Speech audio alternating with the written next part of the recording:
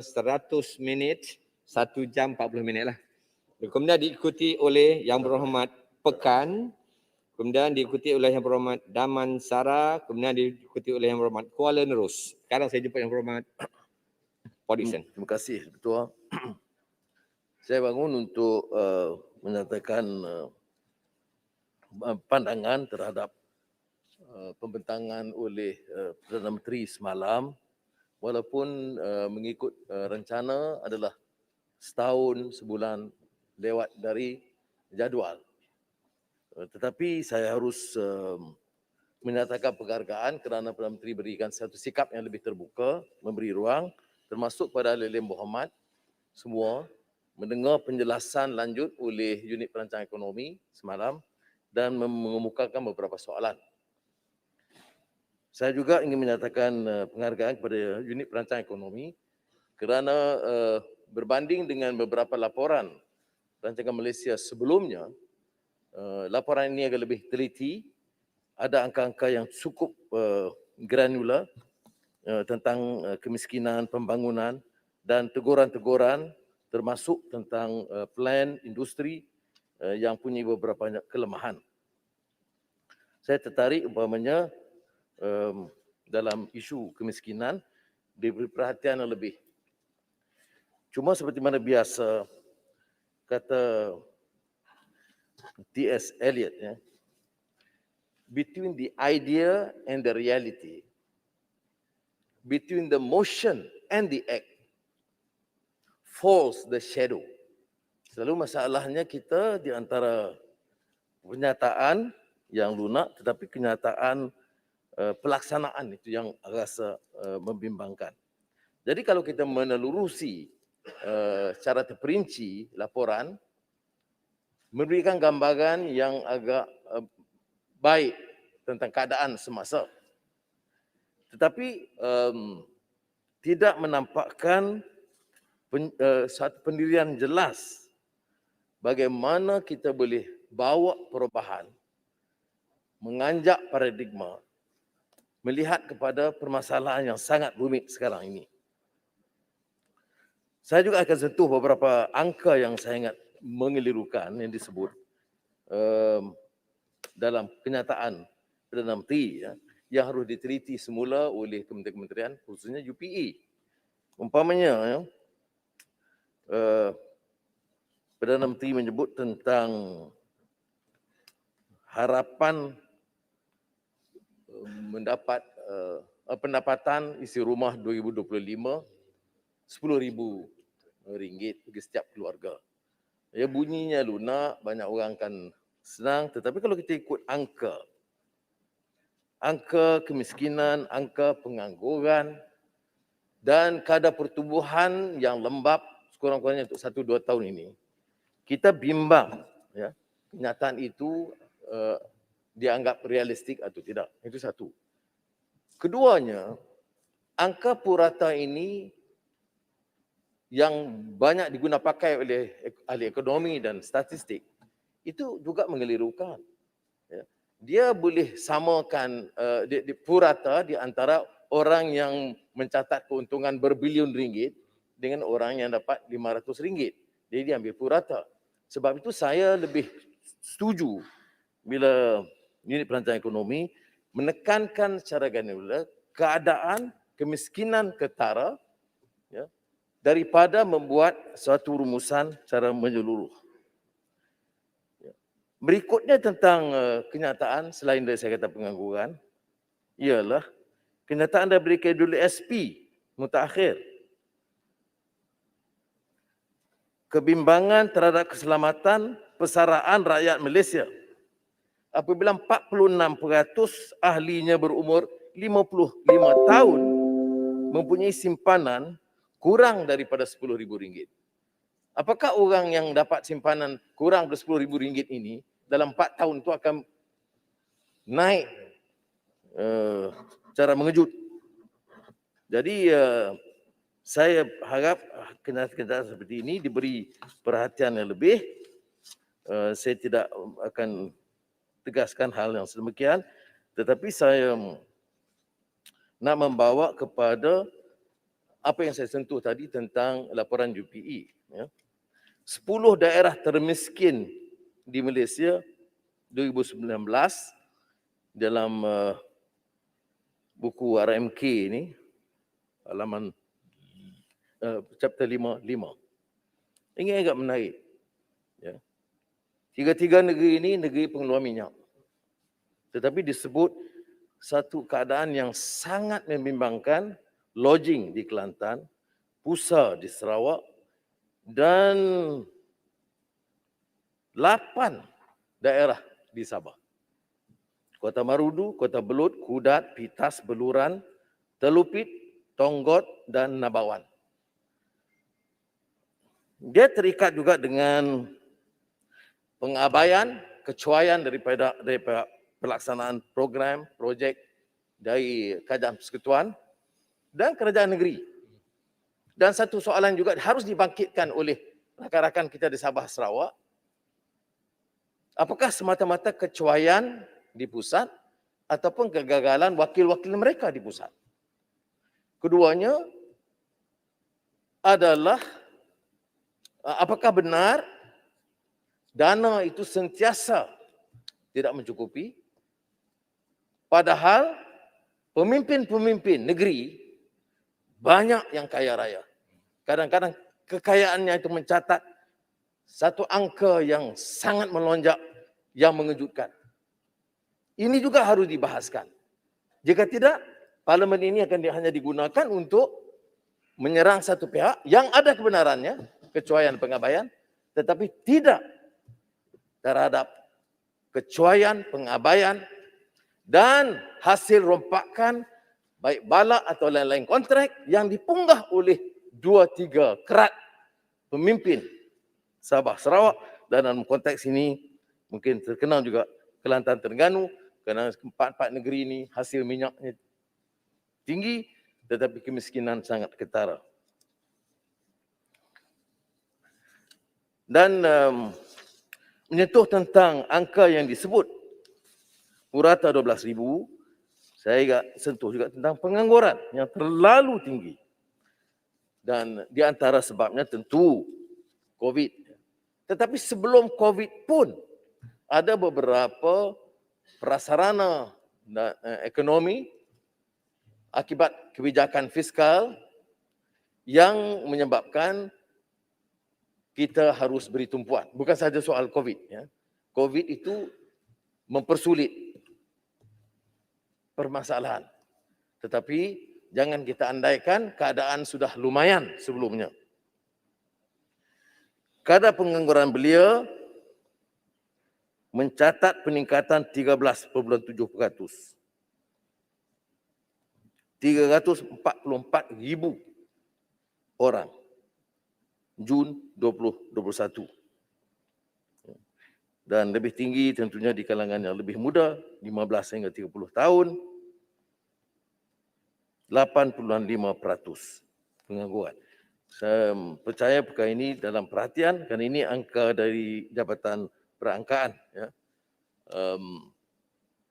Dan saya oleh demikian minta Perdana Menteri dan Kerajaan meneliti semula unjuran yang kita anggap mungkin tidak realistik.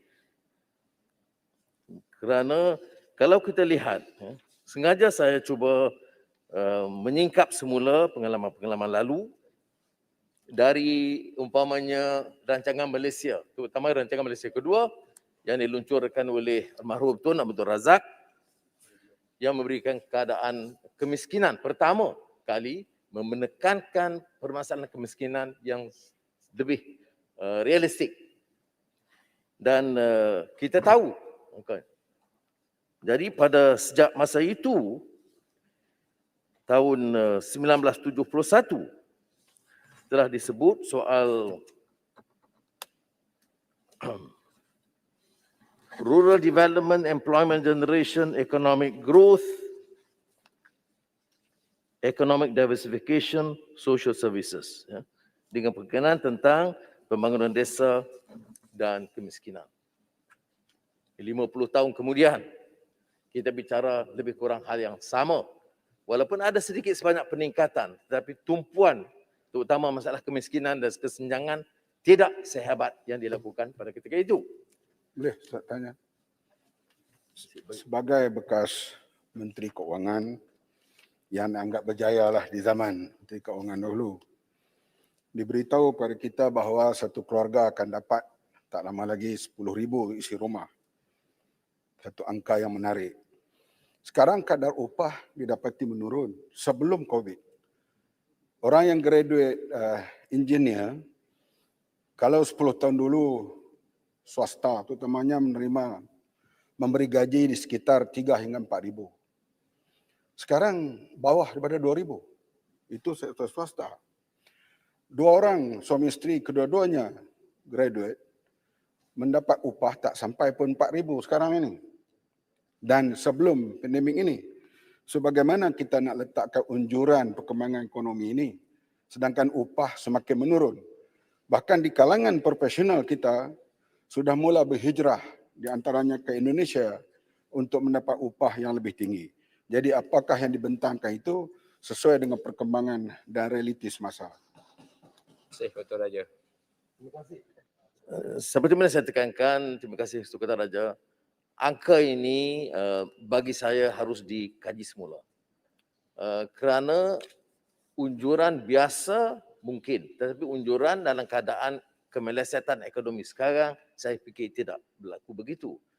Yang disebut oleh Tuan Raja, pengangguran dan juga underemployment, dan juga kadang-kadang disebut umpamanya 3 jam 1 minggu, itu dianggap bekerja dalam kategori yang disebut dalam angka Jabatan Statistik, tetapi tentu tidak cukup untuk menyara kehidupan keluarga.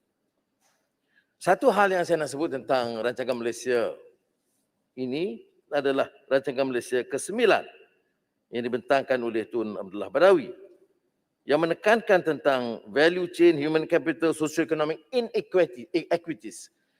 Socio-economic inequities itu kesenjangan yang berlaku di antara golongan kaya dan miskin itu ditentuh hampir tiap tahun, tetapi kesannya jumlah pengangguran, jumlah kemiskinan, kesenjangan, terutama kesenjangan lebih ketara, sama ada di kalangan sama etnik, Melayu kaya dengan Melayu miskin atau inter-etnik.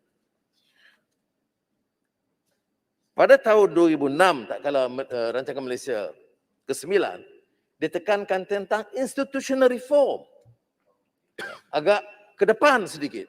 Tetapi bila lihat setelah 2, 3, 4 tahun, tidak berhasil. Ada dibentuk SPRM dan sebagainya, tapi kesannya tidak berlaku. Itu yang membimbangkan saya dan saya rasa bertanggungjawab mengemukakan kerana Menteri Ekonomi tahu kita boleh kumpulkan laporan Davos, laporan Bank Dunia dan kita boleh belanja bilion ringgit untuk consultants. Saya difahamkan 5-6 tahun dulu sudah belanja 1.8 bilion. Jadi saya nak tanya, lebih 2 bilion ringgit diberikan kepada konsultan untuk menyiapkan buku rancangan Malaysia ke-12 ini.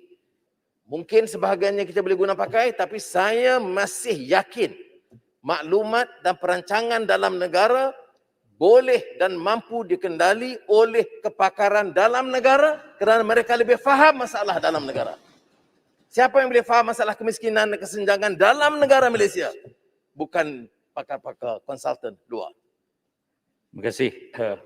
Pak Dickson, Datuk Speaker, saya mohon mencelah mengenai pendidikan dan kemiskinan.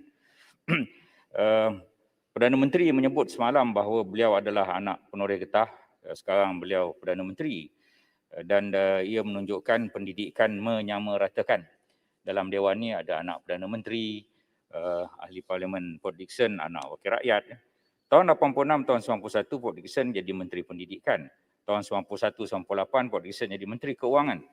Jadi pada ketika itu bagaimana cara Port Dickson untuk membasmi kemiskinan melalui pendidikan ini? Dan adakah sebagaimana yang saya sebut dalam soalan semalam ketika dialog, berlaku keciciran suku juta orang, 400,000 orang ambil SPM, 150,000 pergi IPTA, IPTS, TVET, tetapi ada 250,000 yang tidak ke mana dan tercicir. Apa pandangan Port Dickson tentang perkara itu, bagaimana pendidikan boleh menyamaratakan dan bagaimana yang tercicir itu boleh kita ambil semula dalam bentuk-bentuk yang tertentu supaya mereka tidak menjadi kumpulan B40. Terima kasih. Terima kasih Pontian. Terima kasih Pontian. Kalau kita telurusi sekali lagi, istilah transformasi dalam buku ini dan kaitannya, itu disebut 223 kali dalam buku 500 muka ini. Maknanya, dari sudut seolah-olah ada kesungguhan transform sistem yang lemah untuk kebaikan. Dan ini terkait dengan apa yang disebut oleh YB Pontian. Saya teliti, Yang Mohd, pengusi. Apa perubahan yang mendadak? Pendidikan masih sama, cuma kemudahan tambahan. Tidak ada umpamanya nak gabung kementerian-kementerian, fokus tentang mutu pendidikan, pastikan anak-anak yang di desa, miskin bandar itu diberi perhatian, pasti kemudahan itu dan kemudahan asas itu disamakan. Kalau yang Muhammad tanya umpamanya semasa saya itu bernama Menteri Keuangan, itu tumpuan, itu lonjakan itu sudah boleh lihat dalam rekod. Walaupun tidak mampu menyelesaikan semua dalam beberapa tahun. Yang saya nak tekankan di sini di antara kenyataan, sebab itu kita harus jangan mengandaikan apa yang diunjurkan, kelunakan bicara itu sebenarnya dapat diterjemahkan dalam bentuk amal dan tindakan. Saya bagi contoh satu lagi. Perdana Menteri sebut semalam 10,317 orang diisytiharkan muflis di antara Mac 2020 sehingga 2021. Dan 1,246 syarikat perniagaan terpaksa tutup. Tetapi pada November 11, 2020, Menteri Koperasi, Pembangunan Koperasi masa itu, Yang Mohd Datuk Seri Wan Junaidi, menyebut di Parlimen, syarikat yang gulung tikar 30,000 di antara Mac 2020 hingga September 2020.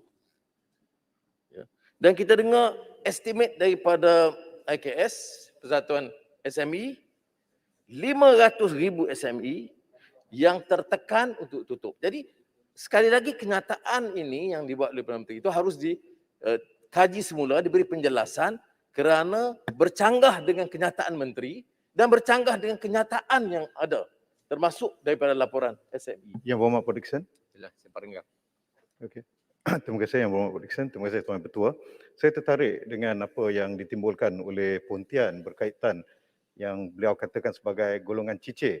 Sebenarnya bukan golongan cicir. Mereka yang tidak masuk tertiary education tidak semestinya cicir.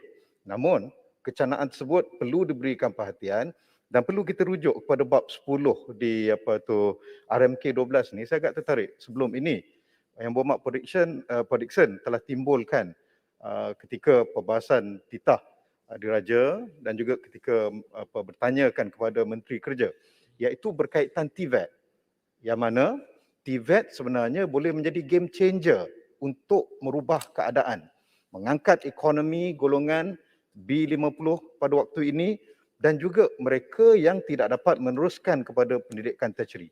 Saya telah lalui apa yang dibawakan dalam RMK 12, nampak begitu dengan izin impresif terhadap usaha untuk menaik taraf TVET, namun perlu ada keselarasan di antara usaha menyikapi dan menangani kemiskinan dengan TVET. Itu yang pertama. Dan yang kedua, seperti mana Port Dickson pernah timbulkan dahulu, TVET perlulah industrial led, dipacu, diterajui oleh industri. Ya, kita akur bahawa kerajaan ingin tubuhkan Majlis TVET Kebangsaan, namun ianya perlu diterajui oleh industri, baru ia boleh berkesan.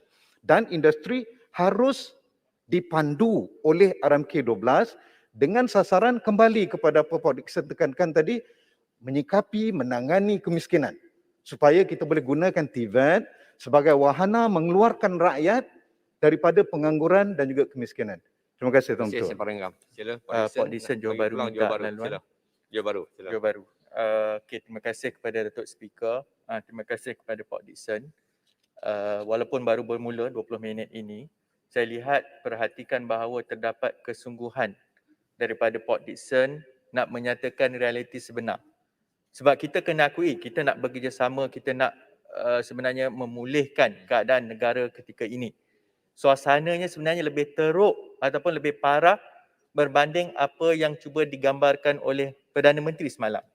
Cuma Port Dickson tadi ada sebut, beliau menyatakan bahawa pengangguran ketika ini luar biasa, dah melangkaui 300,000 orang di kalangan anak muda. Tapi kita kena faham, bila Port Dickson ini bersungguh-sungguh mahu memperjuangkan nasib golongan miskin, kerana pengangguran itu tidak mencakupi semua yang tidak ada pekerjaan. Saya ambil 2 contoh.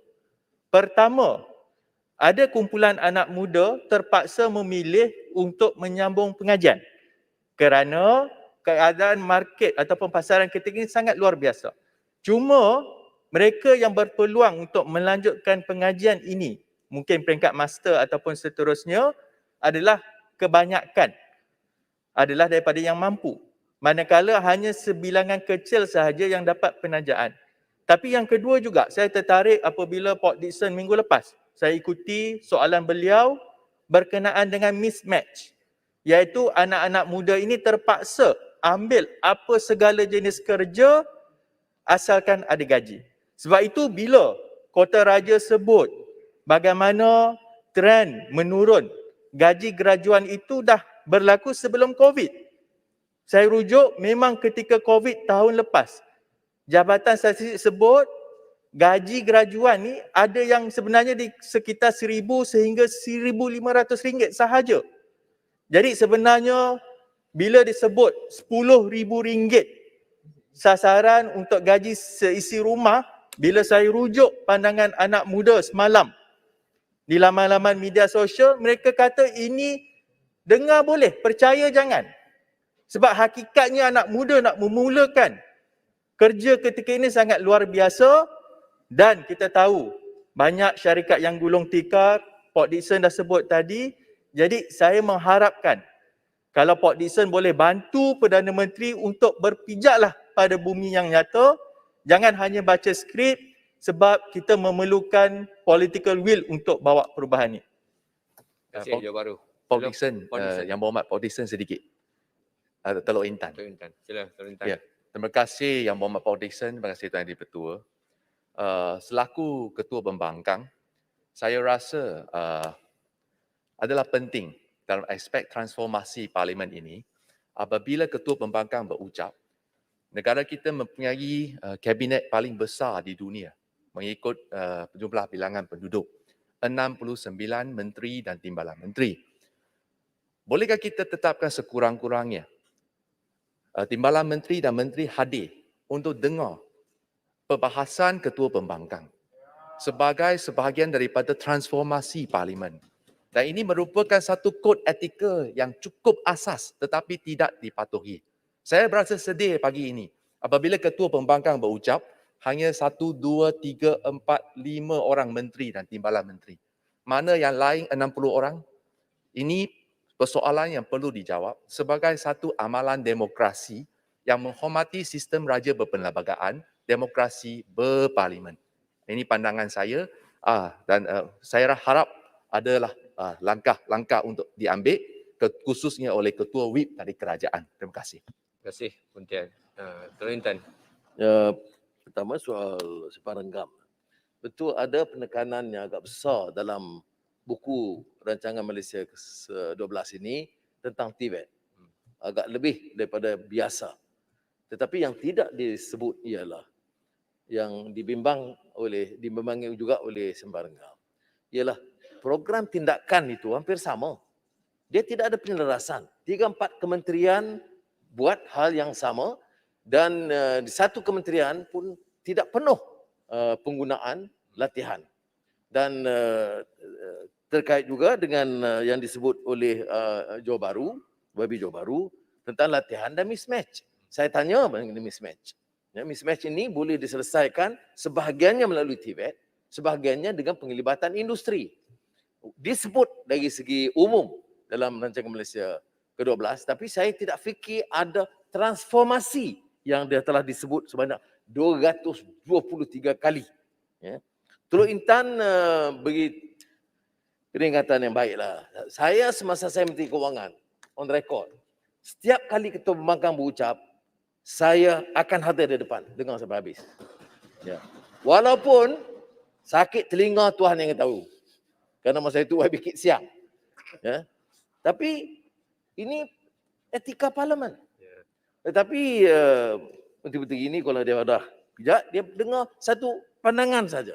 Tak bersedia untuk mendengar kupas. Walaupun kita tidak setuju. Kita dengar sepenuhnya ucapan Perdana Menteri. Tidak ganggu. Kerana dia agak sopan sikit daripada sebelum-sebelumnya.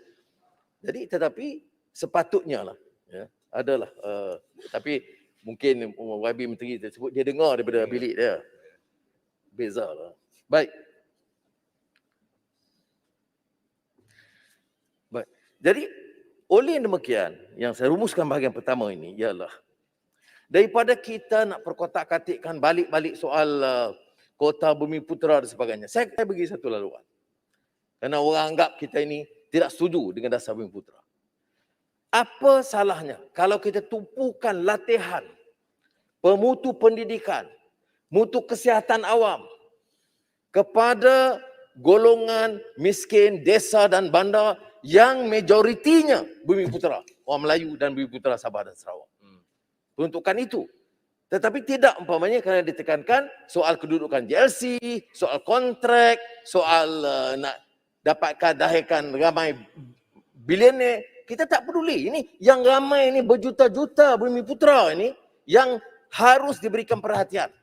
Parlimen ini harus dimanfaatkan sepenuhnya menuntut supaya rancangan Malaysia ke-12 ini berikan tumpuan. Kalau perlu, tangguhkan projek-projek besar. Tangguh projek lapangan terbang. Tangguh projek ECRL dan treaty semula. MRT 3. Apa faedah kita nak teruskan dalam keadaan orang kelaparan, menganggur, tak cukup makan, tak cukup mutu pendidikan ada sekarang. Sebelum next Dan minute, ini tanya. yang disebut Yang Hormat Menteri sebagai pengurusi sebagai transformasi. Disebut 223 kali. Tu saya ambil masa banyak, tolong cuba kira balik jumlah ni. Boleh tanya? Yang Berhormat Ketua Pembangkang. Yang Hormat Port Dickson.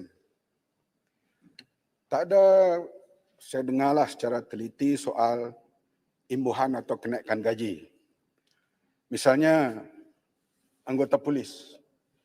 Dia mula saja bekerja di Kuala Lumpur, dia sudah masuk B40, golongan termiskin. Sebab gaji minimum mereka, constable ni, RM1,014. Campur dengan allowance RM580, lebih kurang mereka dapat RM1,500. Jadi bermula saja kerja di Lembah Kelang ini, seorang anggota polis itu bertaraf miskin. Kenapa wang yang ada ni tak digunakan untuk melepaskan mereka daripada belenggu kemiskinan ini?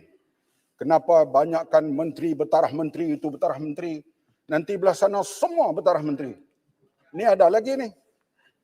Ada lagi yang disebut-sebut akan jadi bertaraf menteri tak lama lagi. Kalau Ketua Pembangkang bertaraf itu dah lama di Australia, di negara lain buat. Kita saja ketinggalan maka jakun. Tapi ini kita nampak artinya anggota polis, masuklah tentera, mula saja bekerja di Lembah Kelang, mereka sudah jadi orang miskin. Bagaimana pandangan bekas Menteri Keuangan? Yang Berhormat Port Dickson. Yang Muhammad Izin laluan. Yang Berhormat Port Dickson. Saya agak muskil dengan jalan penyelesaian kerajaan untuk membantu golongan Bumi Putera, iaitu dengan mengambil equity daripada golongan non-Bumi Putera atau memaksa 51% equity kepada golongan Bumi Putera dalam syarikat-syarikat freight, atau semalam diumumkan juga di mana penjualan aset-aset GLC ataupun equity GLC hanya kepada golongan Bumi Putera saja. Saya muskil kerana 3 perkara. Pertama, bagaimana dasar ini akan membantu golongan susah di Malaysia? Bagaimana ia akan membantu nelayan di Tanjung Piai? Bagaimana dasar ini akan membantu petani di Yellow Star atau Jelun? Bagaimana ia akan membantu peniaga-peniaga kecil di Muar? Realitinya, kalau kita lihat dasar ini, ia populis tetapi tidak sama sekali membantu golongan Melayu susah. Agak sama dengan dasar yang dikenalkan pada tahun 2016-2017 apabila loyat dilihat dikuasai oleh satu bangsa, mereka menumbuhkan loyat versi Melayu yang dikenali sebagai digital mara. Tapi lihat impaknya pada hari ini. Banyak digital mara dah tutup. Ya, syarikat gulung tikar. Yang susah siapa? Mara, walhal wang tersebut boleh diperuntukkan untuk membantu anak-anak Melayu miskin dapat beasiswa dan hantar mereka keluar negara, datang balik berkhidmat dan berbakti kepada negara. Itu kerisauan saya pertama. Yang kedua kerisauan saya, jikalau kita bincangkan isu GLC, agensi, jual harta dan equity, ini hanya akan membantu kroni dan golongan elit. Kita lihat Perikatan Nasional dan diteruskan oleh kerajaan ini, lantikan-lantikan politik dalam GLC dan GLIC. Contoh, bekas pengerusi prasarana, ya, dilucutkan sendiri oleh Menteri Kewangan, ya, di mana kontrak-kontrak ataupun bantuan diberikan kepada syarikat yang melibatkan keluarganya. So kalau dasar ini diteruskan, siapa yang akan dapat nikmatnya? Kroni, keluarga ataupun rakyat yang susah? Itu perkara yang sangat tidak adil. Itu yang kedua. Dan yang terakhir, kerisauan saya, mana keadilan untuk golongan non-Bumi Putra juga? Kerana pengecualian dasar Pro Bumi Putra ini diberikan kepada syarikat-syarikat asing. Semalam kita dengar ucapan Yang Amat Berhormat Perdana Menteri. Dia sendiri akui bahawa equity yang dipegang oleh non-Malaysians, ia adalah 45.5%. Ya, tetapi jalan penyelesaian, ambil equity daripada non-bumi Malaysians, ya, dan berikan kepada bumi. Where is the fairness? Kita lebih pentingkan, ya, lebih pentingkan warga negara asing dan our very own Malaysians hanya sebab mereka tidak dilahirkan bangsa Melayu dan beragama Islam. Jalan ke hadapan, it's not the easy way out. Beri equity yang kaya bilioner dapat. The best way forward is capacity building.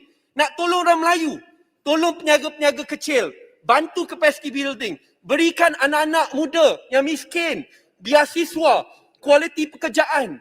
Bukan if this easy way out. Saya berharap bahawa Ketua Pembangkang dapat mendesak kerajaan, do not find this coward way out kerana ia menyakiti rakyat Malaysia dan pembangunan Malaysia secara keseluruhan. Yang di-Pertua, pendek saja. Terima kasih semua. Terima kasih Port Dickson. Thank you. Soalan saya ialah, saya tahu bahawa Port Dickson telah lama memperjuangkan isu ini termasuk dalam membentangkan agenda ekonomi Malaysia. Adakah Port Dickson setuju bahawa pendekatan yang fokus kepada ekuiti Bumi Putra ini berasaskan andaian dan modal lama yang telah lama dicuba oleh kerajaan sebelum ini dan tidak berjaya dicapai, dan kita lihat sendiri kesenjangan di kalangan Bumi Putra. Tadi Port Dickson sebut tentang KWSP, tetapi kita boleh tengok juga Gini koefisien dalam ASB dan tabung haji yang kesemuanya sama ada Bumi Putra ataupun Melayu Islam, yang menunjukkan jurang yang sangat besar antara majoriti pencarum dan golongan elit. Jadi bukankah, ya, sebagaimana ada disebut, fokus untuk membina dari bawah, capacity building, lebih adil, dan juga kita mahu, kita ada sebenarnya banyak usahawan Bumi Putra, lebih adil untuk mereka dapat menjual ataupun memilih strategi sendiri di dalam perniagaan dan dibantu dengan positif dan bukan pendekatan yang lapuk seperti ini. Sila, Pak Disan. Kota Raja tentang gaji. Kalau kita sebut paras kemiskinan dan kalau anggota kerajaan, ya, pejabat awam, itu tak diberikan gaji minima setara, itu persoalan yang harus kita selesaikan. Bagaimana kita boleh minta swasta untuk menghormati prinsip atau melaksanakan dasar yang sama? Jadi saya setuju bahawa kalau hidup di Lembah Kelang dengan gaji yang ditetapkan sekarang ini, bagi kalangan yang miskin, itu memang membebankan mereka dan menimbulkan banyak masalah-masalah lain.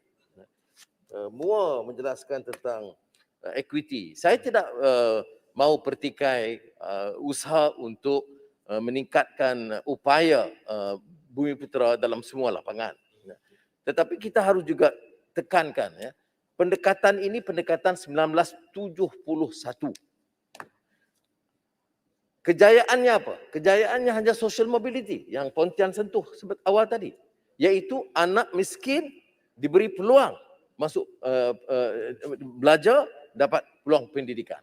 Mobiliti sosial berlaku kerana dasar yang memihak, membantu golongan yang lebih susah, termasuk majoritinya Melayu, yang disebut affirmative action. Tetapi yang kedua ini, soal equity dan sebagainya, kalau kita lihat dalam kenyataan yang berlaku dalam sejarah, itu banyak memberikan faedah kepada beberapa syarikat keluarga dan kroni. Tak dapat dinafikan. Ya.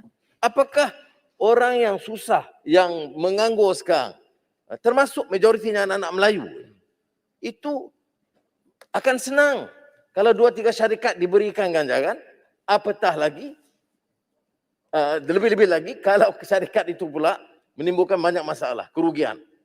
Pengalaman kita beri kepada syarikat Bumiputera, kemudian membebankan kita. Saya akan sebut di sini tentang peranan bank, pembangunan bank Islam dan sebelumnya bank Bumiputera. Ya. Jadi kita kena belajar dari pengalaman itu. Harus ada pendekatan baru yang Muhammad Menteri. Jangan kita ikut kaedah lama. Memang semua kaum harus diberikan ruang, termasuk kalau ada kegelisahan orang Melayu kerana tidak ada peluang. Harus dicari jalan untuk memberikan. Tetapi apa pendekatan yang ada sekarang ini, ada dua ketimpangannya. Pertama, memberi kepada orang yang tidak punya keupayaan dan kelayakan semata-mata kerana konteks, kedudukan politik atau dukungan. Dan kedua, cara tidak sedar kita telah menolak dan menafikan hak orang lain. Saya masih ingat lagi, saya pimpinan mahasiswa masa itu, dalam dialog dengan Tun Razak di Sri Taman, dia sebut kita akan buat apa saja yang mungkin untuk membantu orang-orang Melayu dan Bumiputera naikkan darjat mereka dalam bidang pendidikan dan perniagaan. Tapi kita tidak akan dengan cara yang demikian menghalang atau merampas hak rakyat kita yang lain. Ya, itu jelas ya, tapi pelaksanaannya kemudian itu lain ceritanya.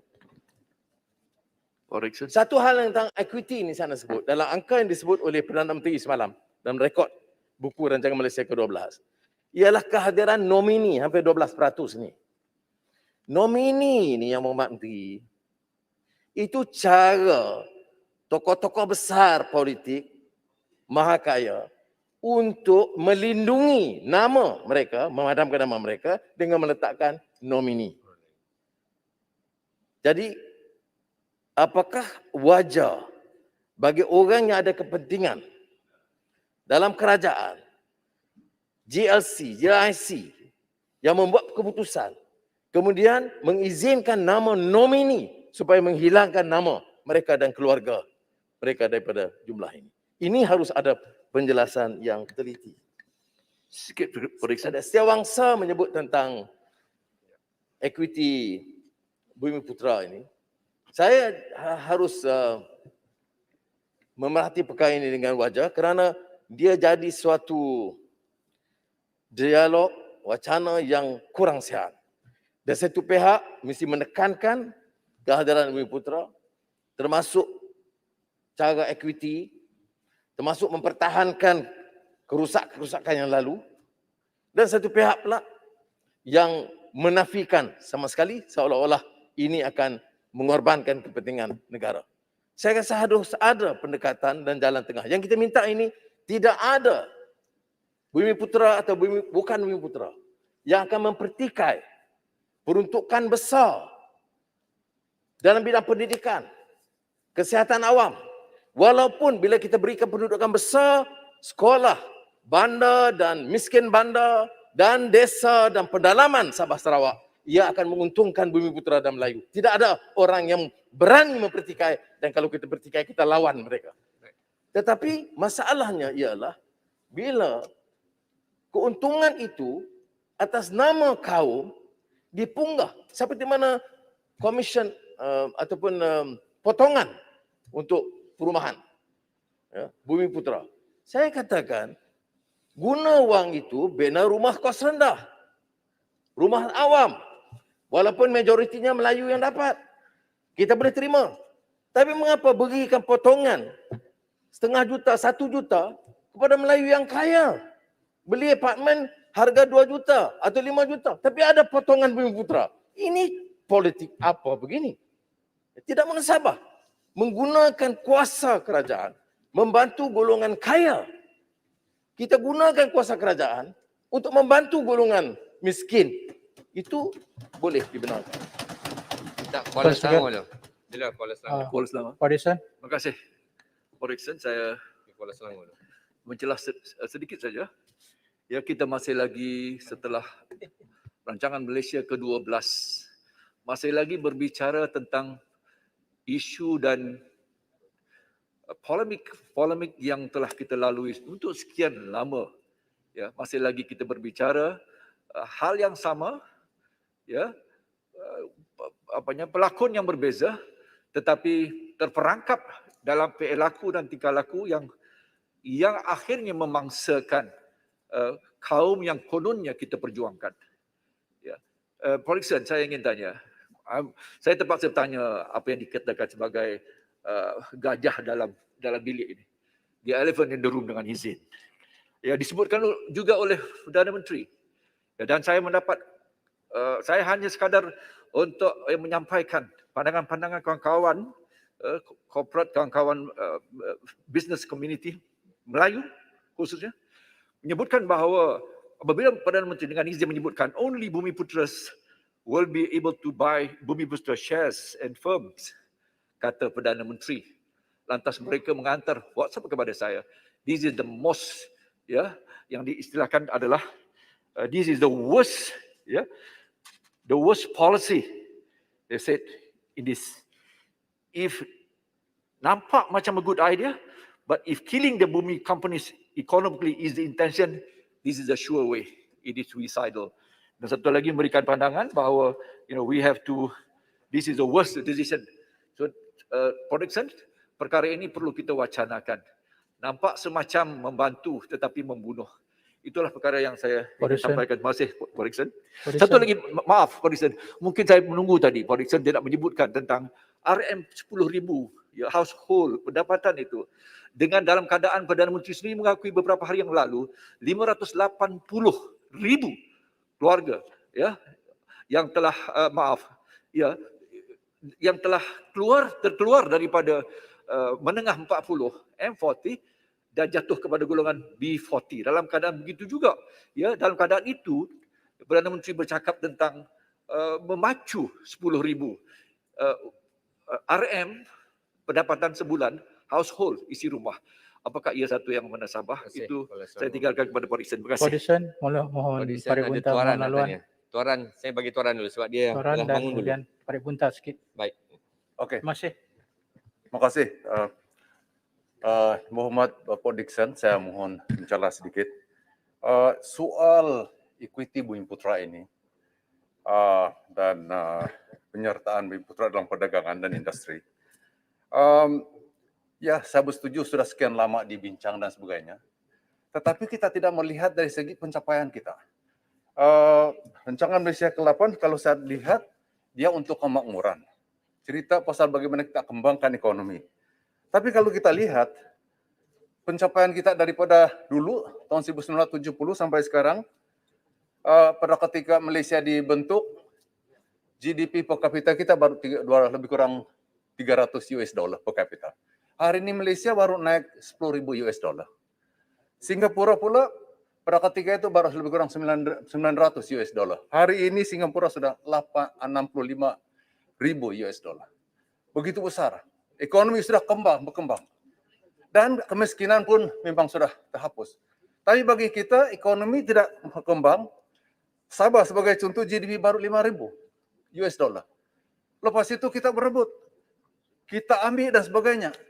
Karena apakah tidak ditumpukan dalam hal-hal bagaimana kita menarik pelaburan supaya ekonomi boleh berkembang. Sabah sebagai contoh, saya tiap-tiap kali rancangan Malaysia ini disebut. Ini untuk Sabah, ini untuk sebut. Tapi kali ini, hari ini kita bercerita digital, yes, terima kasihlah. Ada mobilian yang dibuat untuk digital ini. Tapi ada satu perkara juga yang sangat penting untuk menarik pelaburan, hal bekalan air. Tidak disebut sini langsung. Adakah yang bersetuju bahawa Walaupun kita ada destinasi pelaburan, contohnya KKIP di Kota Kinabalu, POS di Lahadatu, tapi adakah kerajaan sedar? Pihak IPU sedar? Bekalan air pun dihantar dengan lori di POS di Lahadatu. This is an investment destination. Pakai lori. Dan oleh sebab itu, bagaimana kita menarik pelabur? Bagaimana, how do we expand the economy? Jika perkara ini tidak dilihat, dan saya lihat bila ada engagement di antara IPU dan pihak Kerajaan Negeri Sabah, saya tidak tahu. Hal bekalan air ini telah disebutkan tidak, sebab tidak disebut langsung dalam Ya, dokumen. Muhammad. Terima kasih. Ya. Pada Bunta, sikit, Bentar, silakan. saya mohon Sikit. mencelah kerana isu ini sangat relevan, Pak Disan, Tuan Speaker. Apabila kita membicara tentang soal Bumi Putra, saya merujuk kepada satu GLC yang 100% orang Islam yang menjalankan aktiviti perniagaan dan kebajikan yang kita namakan sebagai tabung haji. Apa yang saya ingin tegaskan di sini, Tuan Speaker dan Pak Dickson, isu orang Melayu khususnya kepada satu entiti tabung haji ialah soal orang Melayu sendiri yang ketika diberi kuasa tidak menjaga entiti ini dengan amanah. Dan kerana itu apabila diberikan peluang kepada kita Pakatan Harapan, kita telah berjaya memulihkan tabung haji daripada ketidakpatuhan undang-undang dan juga isu governance yang sangat-sangat merugikan dan merosakkan satu entiti yang terhormat ini. Jadi ini membuktikan bahawa isu orang Melayu Bumi Putra boleh sahaja diuruskan jikalau adanya di sana keamanahan, integriti, seperti yang difirmankan oleh Allah, inna khaira man ista'jarta al-qawi al-amin. Sebaik orang yang kau beri amanah adalah al-qawi yang berkelayakan dan al-amin yang beramanah. Dan kita, Speaker dan juga Podisan, saya minta dirakamkan di sini, selama 2 tahun telah berjaya membuktikan inilah isu orang Melayu apabila tidak ada integriti dan tidak ada amanah, dan dia dibuktikan dengan laporan audit 2019 baru-baru ini. Baik, Bunta. Terima kasih Pak Isyam. Sebenarnya dalam penyampaian saya nanti, saya akan juga bangkitkan tentang pengalaman kita pengurusan. Kalau seperti mana disebut oleh Tuaran, Sabah, Sarawak, kita mulakan dengan basic necessities. Ya. Tak menasabah sekian lama bicara soal beratus-ratus bilion, tetapi masalah air, perasaan asas pun belum selesai. Ya. Jadi saya fikir dengan rasa simpati kepada Tuaran, kalau kata ada komitmen, ya, yang Bapak Menteri bagi tahu komitmen EPU, we will start and do whatever it takes to finish this job. Dia boleh selesai. Ya, pada nak pertahan ICRL, sebab ICRL ini 80 bilion ringgit. Sebelum selesai 100 bilion ringgit. Dalam keadaan kita tidak ada wang. Oh, dia kata tak bayar sekarang. Siapa yang nak bayar? Anak muda nanti akan bayar. 100 bilion yang harus dibayar Bila Podisan cakap, speaker angguk ya. Tapi kenapa dia lari pergi belah sana? Tak apa, itu soalan tidak Itu sampingan. Itu cerita lain. Itu yang disebut ICRL. 100 bilion ringgit. Kalau betul kita nak jana pertumbuhan ekonomi, gunakan wang itu dalam prasarana. Sekolah. Tingkatkan mutu sekolah. Saya sekolah baru dapat dari satu sekolah Johor. Saya baru nak tulis kepada Yang Bapak Menteri. Terlalu daif. Sekolah yang lama, banyak juga yang di Port Dickson, kemudahan asas tidak cukup, kedudukan tandas terpaksa kita cari jalan. Saya percaya Yang Berhormat juga sama di Batu Pahat, kita cari jalan untuk baiki. Kalau ini kita berikan tumpuan umpamanya 1-2 tahun, rancangan Malaysia ke-12 ini tumpu hal ini. Perbelanjaan diteruskan, ekonomi dapat dijana, tapi di peringkat bawahan. Dan ini yang kita tekankan. Soal Parit Bunta sebut tentang tabung haji, sama. Saya setuju. Sebab kalau Perdana Menteri serius, baik, masih kita nak tekankan soal kepentingan Bumi Putra. Kita urus dengan begitu baik, bank Islam, bank rakyat, tabung haji, MARA, institusi dan GLC yang Bumi Putra itu kita bangun dan beri sokongan cukup kuat, diurus begitu baik. Dia tak jadi sangat kontroversi. Tetapi bila hal ini dikhianati, perbelanjaan untuk pengurusan dan sebagainya, ini perkara yang tak mungkin dimungkiri. Jadi saya khawatir kalau hal ini tidak ada tekanan dan kita nak perbesarkan, nak perluaskan dan kita tak dapat buktikan pengurusan itu cekap. Saya terkesan pengurusi, terutama Bank Islam, kan Bank Islam saya juga ada sedikit sumbangan mendirikan, membantu dan masa saya Menteri Keuangan membesarkan. Tetapi pengurusan kemudian yang menyebabkan kerugian itu ratusan juta dan sekarang ini bila kita cakap moratorium bank, commercial bank semua boleh. Tapi bank-bank yang di bawah kelolaan kerajaan termasuk yang dijaga, dikawal oleh Bumi Putra, lingkup semua atau tak mampu nak berikan kemudahan itu kerana tanggungan besar. Bank Islam sekarang dia punya tabung haji dan kalau dia terheret rugi, dia kesam pula tabung haji, jadi problematik bagi kita. Sebab itu saya minta ada kepastian untuk memberi tumpuan pada soal-soal basic. Ekonomi harus dijana, saya setuju. Tapi tak perlu dengan projek mega yang melibatkan syarikat-syarikat asing atau memberikan wang dan dana kepada syarikat-syarikat asing kerana kita lebih baik tumpu kepada kekuatan dalaman supaya penjanaan itu lebih meluas. Saya tidak bagi detail kerana isi arahan juga disentuh oleh banyak hal. Tetapi soal ini ada kaitan dengan soal pendidikan yang disebut tadi. Sama ada TVET, mutu pendidikan yang mesti diselesaikan. Pengurusi, kita kehilangan hampir satu generasi sekarang. 2 tahun, walaupun ada on, off, online, offline, memang prestasi pendidikan itu rata-rata memang rendah. Dan kalau ada ahli yang berhormat, baik pembangkang atau kerajaan, nak nafikan, mereka itu dalam keadaan state of denial. Ya. Melainkan anak-anak kaya di bandar, anak-anak di sekolah semua parah. Maknanya kalau betul memerlukan transformasi, adakan transformasi. Belanja yang secukupnya untuk betul-betul jamin anak muda generasi ini diberi perhatian jauh lebih daripada yang sebelumnya. Perdana Menteri sekarang ada kemudahan dan kedudukan. Tak perlu terlalu takut kalau nak buat perubahan ini kerana kita akan bagi sokongan. Tak payah upah. Tak payah lantik siapa-siapa di GLC. Tak nak bagi menteri, taraf menteri, ketua pembangkang, tak ada masalah. Saya tak pernah minta. Jangan jadikan ini isu. It's not an issue. What is the primary issue ialah Perdana Menteri mengambil tindakan yang berani melakukan transformasi. Produsen kita ada 1 minit sebelum kita break. Ya. Jadi sebab itu kalau kita lihat umpamanya dari Jabatan Perangkaan yang saya sebut tadi kemiskinan ini, saya rasa cukup mengaibkanlah. Sebagai ahli parlimen kalau tak suarakan ini dan jadikan parlimen yang gelanggang mengatakan okey, peratus. Siapa peduli jumlah dan angka peratus? Bagi keluarga yang tertekan itu, dia mesti dijamin kehidupannya. Dan saya percaya ramai ahli parlimen juga tahu. Cuma nak ada tekad politik. The political will encourage to implement. Itu yang masalah dia. Ya.